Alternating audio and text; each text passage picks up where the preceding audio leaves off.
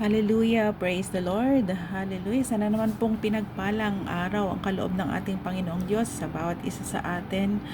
All glory belongs to Him. At salamat sa Lord sa kanyang mga salita na patuloy na nagbibigay sa atin ng encouragement, patatag sa atin, nagbibigay sa atin ng katagumpayan as we declare every day, always, His words into our lives. Amen.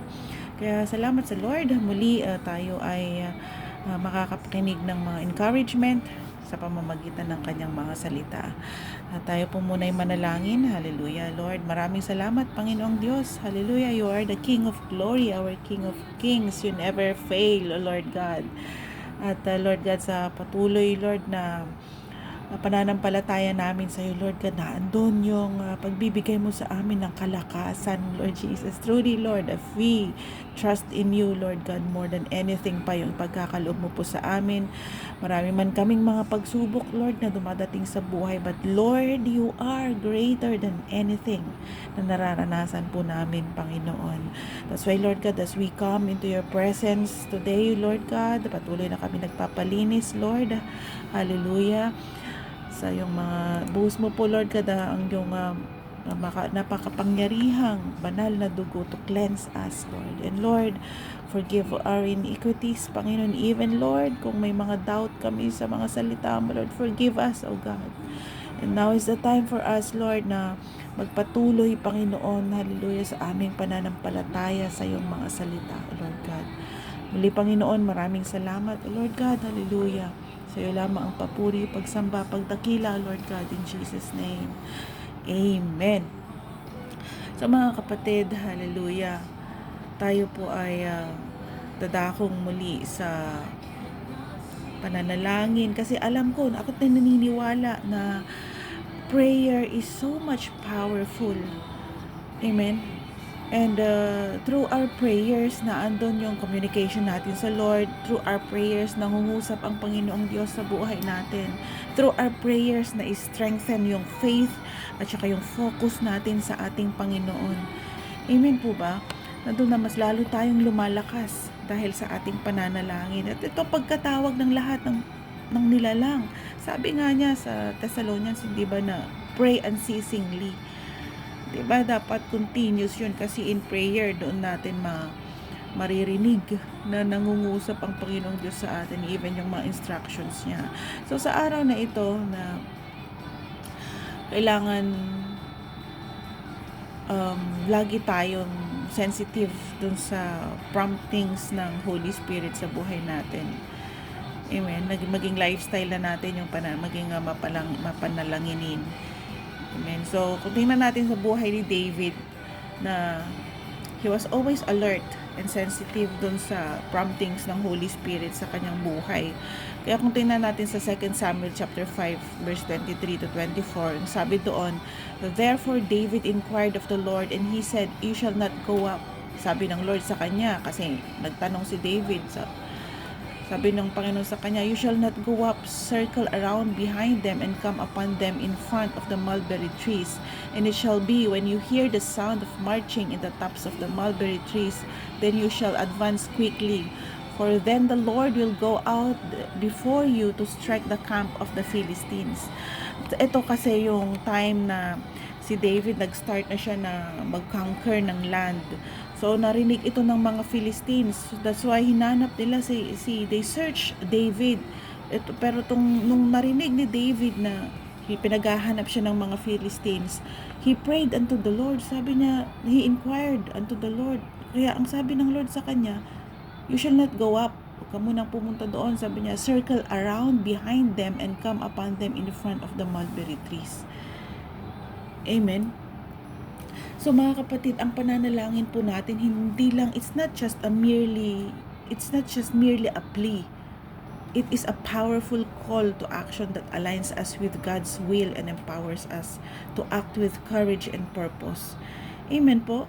Na talagang na ina-align natin yung dun sa yung mga plano natin dun sa kalooban ng Lord. Hindi yung si David, nakita natin dito sa verse na binasa natin na si David hindi agad-agad na na umatake sa mga Philistines, he inquired unto the Lord para mai-align, para maging align siya doon sa kalooban ng Panginoon. Kaya naandun yung victory ni David over the Philistines. Amen? Kaya napaka powerful po talaga that our faith, nakita naman natin ang buhay ni David talaga, yung from the beginning of the story of his life, he trusted God even nung maliit pa siya. Maliit din ang tingin sa kanya ng kanyang mga kapatid up to na naging king siya. Always when he was in the presence of the Lord, he is always inquiring unto the Lord, communing with the Lord. Nandun yung victory sa kanyang buhay. So, talagang in communion with the Lord through prayer is very transformative and an action-oriented engagement with God. Amen. So, nakita natin dito sa story ni David na he seek God's strategy. Sabi niya, Lord, ano nga bang gagawin ko? Ito ang mga Philistines, pinaghahanap na ako, Lord. So, si David, before advancing, talagang he sought the Lord's guidance. So, nakita niya talaga yung importance na maka-align siya dun sa strategy or yung specific na strategy, specific na kalooban ng Panginoong Diyos sa challenge na kanyang kinakaharap. Ganun din po dapat tayo, mga kapatid, na and every day may mga challenges sa buhay natin. So, seek God's strategy. Lord, today, sa bawat umaga, Lord, ano ba yung kalooban mo? Pakita mo po sa akin. Panginoon, in order for me to have this victory over every temptation, over every challenges of the day. Kasi, sabi nga natin lagi na tomorrow is not promised. But if we entrust everything unto the Lord every day na sa buhay natin, nandun talaga yung assurance na ang Lord pag kumilos, victory. Amen po? So, sabi nga doon na, David inquired of the Lord, do not go straight up, but circle around behind them. So, talagang, it shows that communing with God, prayer, invites us to listen for God's direction. Amen. Ito yung key. Amen po ba? Prayer. So, napaka-importante po talaga ng pananalangin, mga kapatid. So, then, makikita rin po natin dito na si David, nag-submit talaga siya doon sa instruction ng Lord. There is a submission to God's instructions. Ano ba yung mga instruction ng Lord? Is very specific. Eksakto yung ginawa din ni David. No? So, it leads so makikita natin dito yung pananalangin. It leads us to obedience. It will lead us into obedience. Amen? Nililid talaga tayo sa ating pagiging obedient sa ating Panginoon through prayer. So makita natin dito na paano nilid ng Lord si David. Kasi si David, lumapit siya sa Panginoon, nag-inquire siya, nagtanong siya sa Lord, ano bang kailangan mong gawin? Siyempre, nandun yung faith niya sa Lord eh. So, kung ano yung sabihin sa kanya ng Panginoong Diyos, yun ang kanyang sinunod. So, it led him into obedience. Kaya nga sabi nga sa 1 Samuel 15:22, to obey is better than sacrifice. Hindi yung sacrifice niya yung kanyang buhay na makipaglaban sa mga Philistines without inquiring the Lord. Hindi po. Kaya, talagang, nagtanong siya sa Lord. Okay, Lord, itong gagawin ko. Sinabi mo, Lord, kaya itong gagawin ko. Amen? Kaya, when God speaks, ang role po natin is to follow and trust His plan. Amen?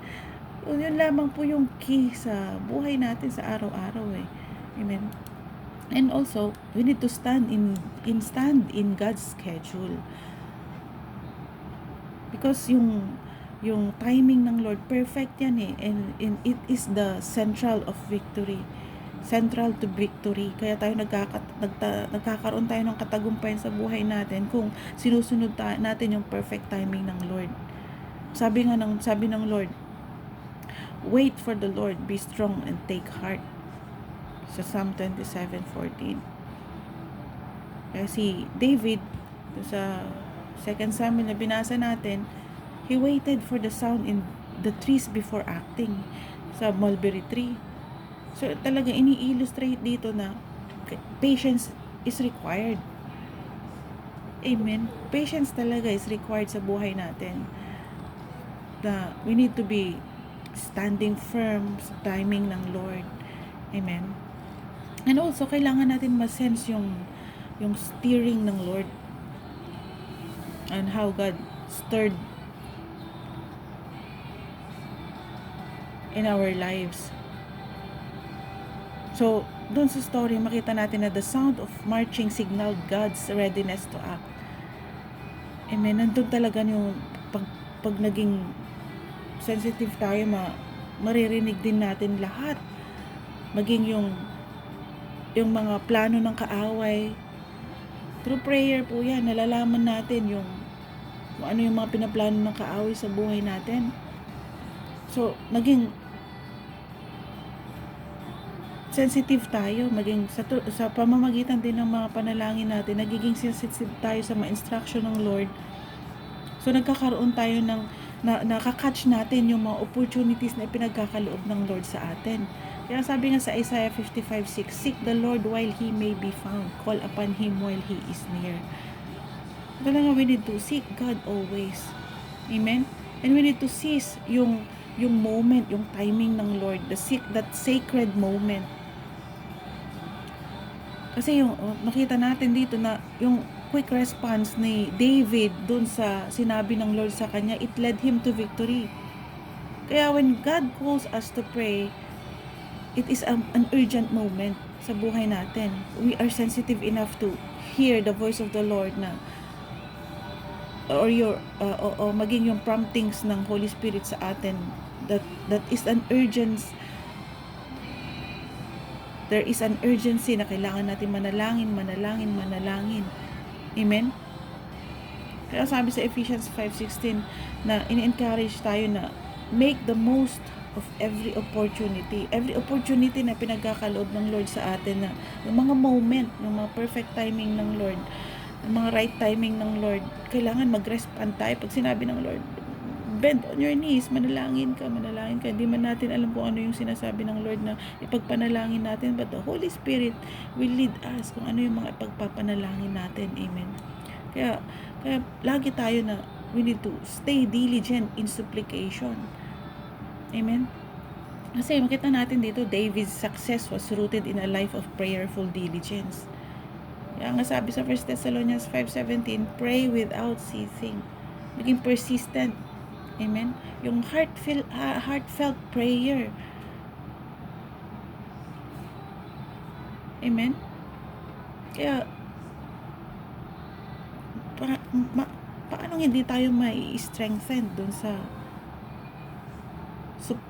yung support na pinagkakaloob ng Diyos sa ating buhay. Pag lumapit tayo sa Kanya, nandun talaga nai-instruct Kanya tayo, clear instructions yung pagkakaloob ng Panginoong Diyos sa atin.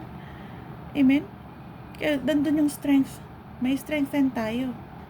Kaya kung makikita natin, yung triumph ni David comes through the power and presence of God.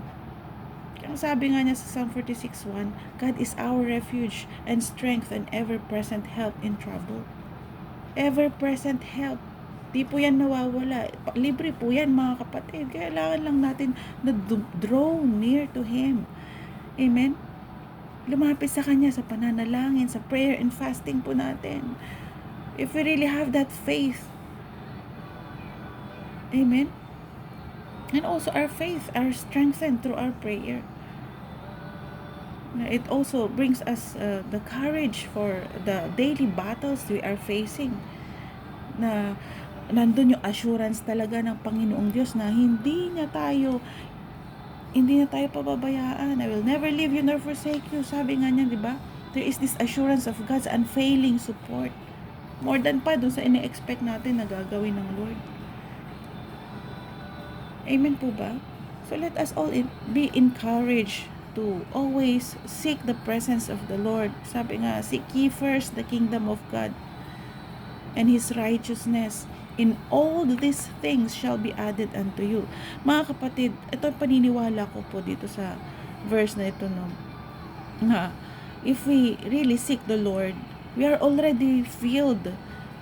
Kung paniniwalaan po natin, ang faith and focus po natin talaga is unto the Lord always. Nandun makikita mo talaga na you are already filled with God. Ang sabi niya doon na all these things shall be added unto you. It's just an overflowing na yung mga desire mo, pinagpipray mo. Yun yung sinasabi ng Lord na i-add niya. Amen. It's just an addition na kung ano man yung mga isasagutin ng Panginoong Diyos sa mga prayers natin. Amen. So always seek the divine presence of the Lord. Inquire everything unto the Lord. Yung nga everyday, seek natin ang presence ng Lord, kung ano yung instruction ng Lord sa buhay natin, sa araw-araw, sa ating mga buhay. Amen po. Salamat po sa inyong mga pakikinig, and I believe na na-encourage po tayo sa salita ng Panginoong Diyos sa araw na ito. So let us all pray. Panginoon, maraming salamat po, O Lord God, sa kabutihan mo, sa katagumpayan, O Lord God, na pinagkakaloob mo po sa amin sa araw-araw, Panginoon.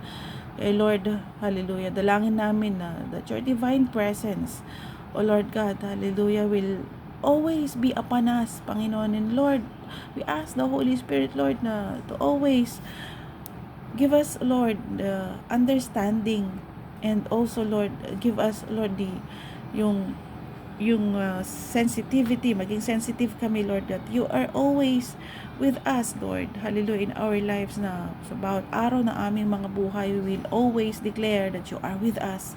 You are, Lord God, there, guiding our steps, Panginoon. And Lord God, help us, Lord, to be always, Lord, daily, early in the morning, Panginoon, to seek an advice from you, Panginoon. Hallelujah. And always, Lord, hallelujah, Lord, position us always on your perfect timing, Panginoon. Position us always, Lord God, na nakasunod sa iyong mga kalooban, O Lord God. Hindi, Lord God, na hindi yung kalooban namin ang mapapangyari, Panginoon. And Lord God, we ask, Panginoong Diyos, yung provision mo, Lord, yung wisdom, yung strength, yung peace, yung joy. Amen? Yung lahat ng pangangailangan po namin, because you are our provider, O Lord God. We meet our physical needs, our emotional needs, spiritual needs, O Lord God, maging sa financial needs namin, Panginoon, hallelujah. I-provide mo po, Panginoong Diyos, hallelujah, Lord. And Lord God, we declare, Panginoon, that we are above and not beneath.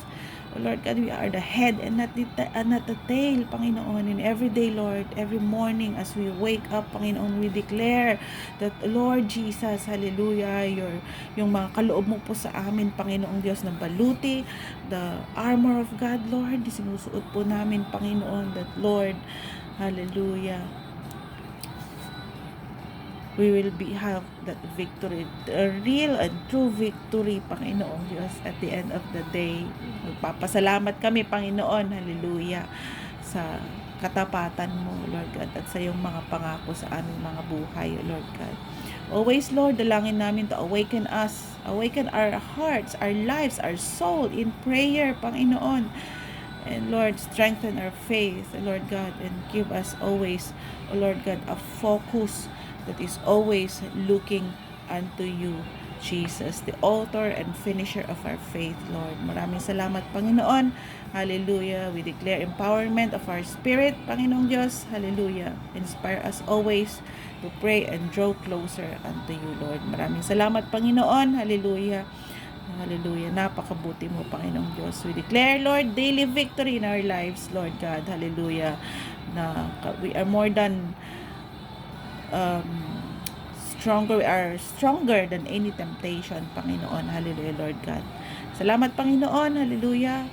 Tuloy na kumilos ka, magparanas ka, O Lord God, sa aming mga buhay, Panginoon. Lord, yung expectancy namin, Panginoong Diyos, exceed mo pa, Panginoon. Hallelujah. Dahil this is you, Lord God. You are the great I am, Panginoon. Hallelujah. Salamat, Lord, muli, Panginoong Diyos, sa iyong papuri, pagsamba, pagdakila, O Lord God. Ito po ang aming dalangin, Lord, sa pangalan ng aming Panginoong Jesus. at sa patnubay ng aming banal na Espiritu, Panginoon. In Jesus' name, Amen. Hallelujah. Maraming salamat mga kapatid. God bless us always.